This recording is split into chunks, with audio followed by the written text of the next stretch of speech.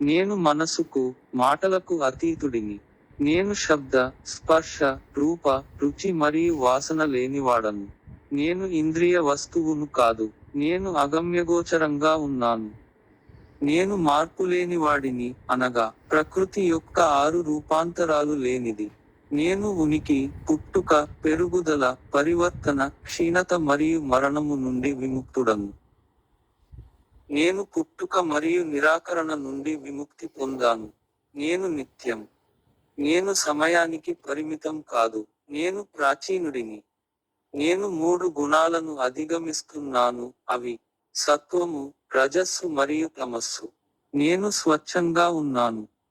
నేను 3 రెట్లు పరిమితుల నుండి ఉచితం, అవి ఒక చోట ఉన్నది మరియు మరొక చోట ఉనికిలో లేనిది, ఒకసారి ఉన్నది మరియు ఒకసారి లేనిది, ఒక వస్తువులో ఉన్నది మరియు మరొకటి లేనిది.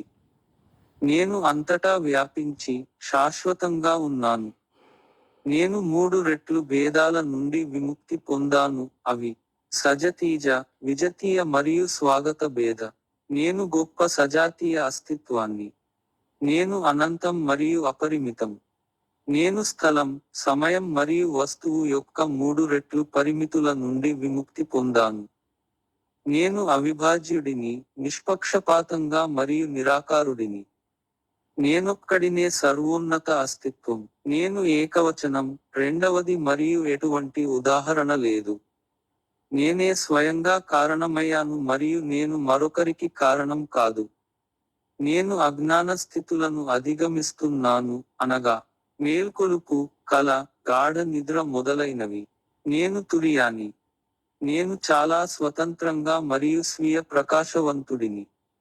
నేను ట్రేడ్ లేకుండా ఉన్నాను, అనగా సాధకుడు, సాఫల్య సాధనాలు మరియు సాధించవలసిన వస్తువు.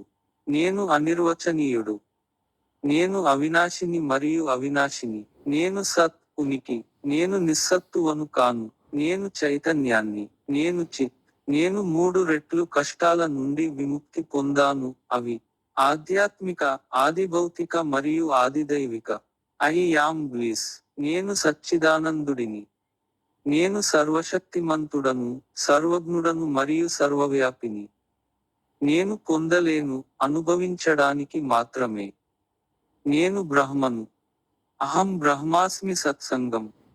Plot name 20, sector 12, MVP colony, Visakhapatnam, 17. Phone 2,50,41,519. Ram